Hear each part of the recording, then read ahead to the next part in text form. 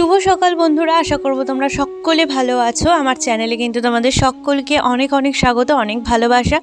নতুন একটা ভিডিও নিয়ে চলে এসেছি, আশা করব তোমাদের সকলের ভালো লাগবে। তাহলে চলো শুরু করা যাক।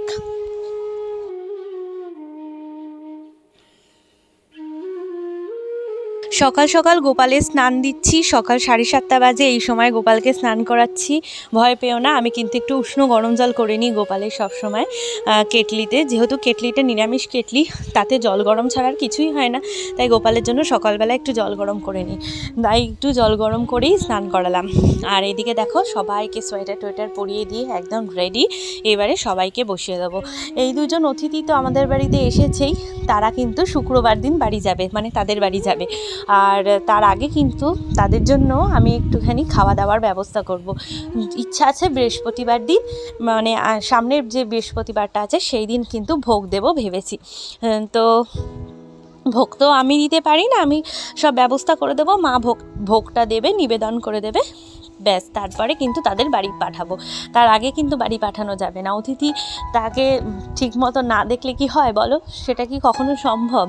আর খুব ভালো লাগে এভাবে গোপালের ভোগ দিতে। সবসময় ইচ্ছা করে, পেরে উঠি না সময়ের জন্য, কিন্তু এবারে কিন্তু দিতেই হবে। আর দেখো, সকালবেলাটা এত ভালো লাগছে, ওয়েদারটা মোটামুটি ঠান্ডা আছে, তো চা খাবো, তাই চা বানিয়ে নিচ্ছি।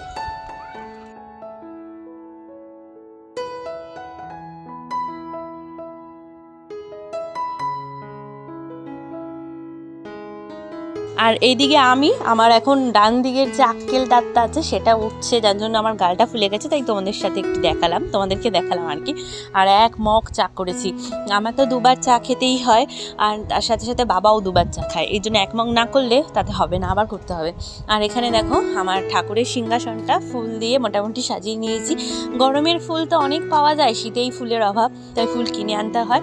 আর এদিকে কিন্তু একদম ঠাকুর ঘরটার পরিষ্কার করে পুজোর অর্ধেক পুরো সেরে ফেলেছি, আবার কিন্তু স্নান করে পুজো দেবো।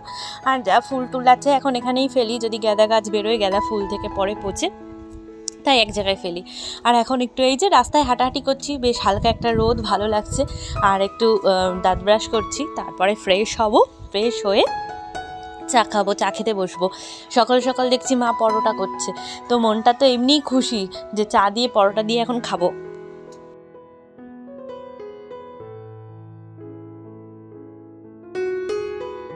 চলো তাড়াতাড়ি তাহলে ফ্রেশ হয়ে নিই, গিয়ে ঘরে গিয়ে আগে চা খাবো।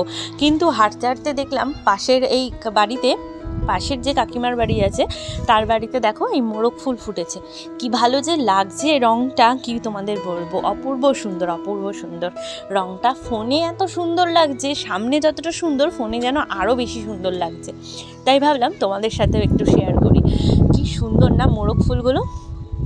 সেই দিনকে ছিঁড়ে আমাদেরকে দিয়েছিল কয়েকটা ফুল তুলে, তো বেশ ভালো লেগেছিল, বাড়িতে রেখেছিলাম। আর আজকে গাছে ফুটে আছে, দেখতেও বেশ ভালো লাগছে। আর এই ফুলগুলো কিন্তু শীতের সময় ফোটে। অনেক গাছ ছিল জানো তো, এবার বাবা কেটে দিয়েছে, দিয়ে পালং শাক, ধনেপাতা, তারপর লাল শাক এগুলো লাগিয়েছে, তো যার জন্য এখন মানে এইবারে আর কি এই ফুল কম ফুটেছে। আগের শীতে পুরো গাছ ভরে সাদা হয়েছিল এই ফুলটা। নামটা ঠিক আমার মনে পড়ছে না, আমি ভুলে গেছি। ইউটিউবেই একবার জিজ্ঞাসা করেছিলাম ভিডিও দিয়ে যে নাম কি, তখন একজন দিদিভাই বলেছিল, কিন্তু এখন আমি আবার ভুলে গেছি। জানো তো কি ভালো যে লাগছে, সুন্দর, কি বলবো তোমাদের। আর গাঁদা ফুলগুলোও দেখো ফুটেছে। সকালবেলার এই দৃশ্যটা শীতের সময় সত্যি খুব সুন্দর আর স্মুদিং হয়, যেটা কিনা সত্যি মনকে ছুঁয়ে যায়। তাই জন্য শীতে সবসময় সকাল সকাল ঘুম থেকে উঠলে বেশ ভালো লাগে। কিন্তু কি বলো তো, ওই লেপ কম্বল ছেড়ে বেরিয়ে আসাটা খুব কষ্টকর একটা ব্যাপার। কিন্তু একবার উঠে পড়লে কিন্তু চারিদিকটা তুমি ঘুরে দেখবে, তোমার মনটা এমনিই ভালো হবে, এমনিই পজিটিভিটিতে ভরে যাবে, আর কিছু লাগবে না।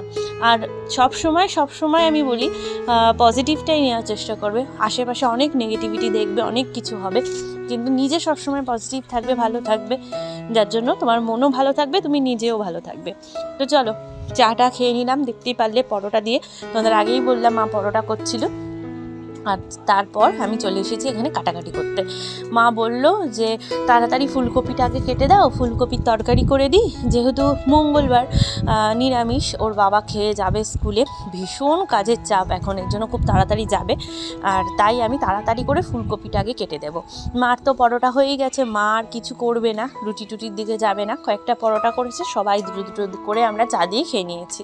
আর এখন হচ্ছে ভাত বসাবে, মা ওইদিকে প্রিপারেশন করছে ভাতের, কাঠটাট রেডি করছে, চাল ধোবে, তারপর বসাবে, আর আমি এদিকে যত তরকারি আছে আস্তে আস্তে কেটে দেবো, কেটে দিয়ে মেয়ের রান্নাটা বসাবো। আর এই যে আমার ভূমির বন্ধু চলে এসেছে, কিন্তু ভূমি তো ঘুমাচ্ছে, তাই বন্ধু ভূমিকে খুঁজে এখন আমার কাছে এসছে। পুরো একটা রসগোল্লার ডিব্বা এইটাকে যে আমি কি চটকাই আর কি ভালোবাসি কি বলবো তোমাদেরকে, পুরো একটা পান্তুয়া, রসগোল্লাও কম হবে এটার থেকে, একটা লাড্ডু। তো এই যে এসেছে, এখন ওর সাথে অনেকক্ষণ গল্প টল্প করার পর এই যে কাচাকুচি সেরে নিয়েছি। এক চোট হলো, এরপরে কিন্তু আর এক চোট আছে, কাচতে হবে, ভিজিয়ে রেখেছি সেগুলো, যেগুলো এরকম একটু নোংরা কম হয় সেগুলো আগেই চেষ্টা করি কেচে দেওয়ার। হঠাৎ হঠাৎ দেখি রোদ আছে, হঠাৎ হঠাৎ দেখি মেঘ করে থাকে, এই খুব একটা ডিফিকাল্ট ওয়েদার হয়ে রয়েছে, যার জন্য আমি সকাল সকাল কেচে দিলাম, কেচে দিয়ে মেলে দিলাম, ব্যাস তাড়াতাড়ি শুকালেই মঙ্গল। চলো তাহলে একে একে মেলে নিই। আর তোমাদের শীতটা কেমন কাটছে কমেন্ট করে জানিও। আর লিপি দিদিভাই, তোমাকে অনেক ধন্যবাদ, তুমি প্রত্যেকটা ভিডিওতে কমেন্ট করো, আমার ভীষণ ভালো লাগে। অবশ্যই ভিডিওটা শেয়ার করো কিন্তু তোমার কাছের মানুষদের সাথে, যাতে সবাই ভিডিওটা দেখতে পারে। আর খুব ভালো লাগলো, খুব ভালো লাগলো, তুমি প্রত্যেক দিন কমেন্ট করো। আর সোমাদি কি হারিয়ে গেছো? অবশ্যই কমেন্ট করো দিদিভাই যদি ভিডিও দেখে থাকো। তো চলো আজকে কী করছি অবশ্যই শেয়ার করব, আর ভিডিওটা দেখতে থাকো, ভালো লাগবে।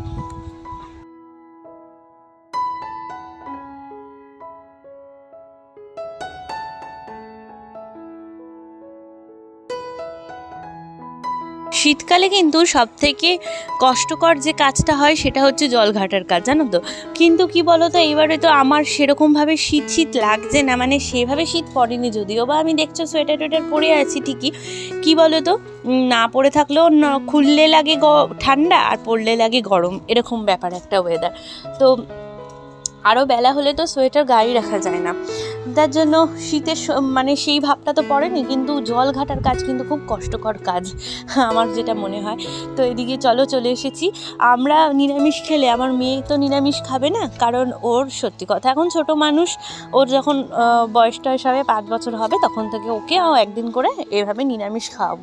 ও খাওয়া নিয়ে কোনো সমস্যা করে না, কিন্তু কি বলো তো, একটু মাছ ডিম হলে কি মেয়েটা একটু ভালো করে তৃপ্তি করে খায়, তাই ওর জন্য মাছটা রাখা থাকে। এই যেদিন আমাদের নিরামিষ হয় ও সেদিনকে মাছ খায়, আলাদা করে আমি করে দিই।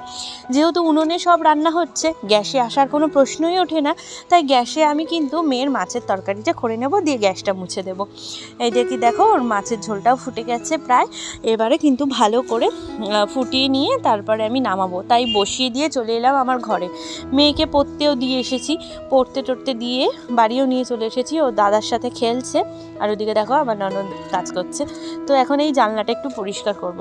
মাঝে মাঝে কি হয়, এত নোংরা হয়ে যায়, আর পাখিরা এখানে এসে থাকে, সকালবেলাটা অনেক পাখি কিন্তু এখানে থাকে আর কি জানলাটার ওপর, যার জন্য একটু না ধোয়ালে একদম নোংরা হয়ে রয়েছে জানলাটা।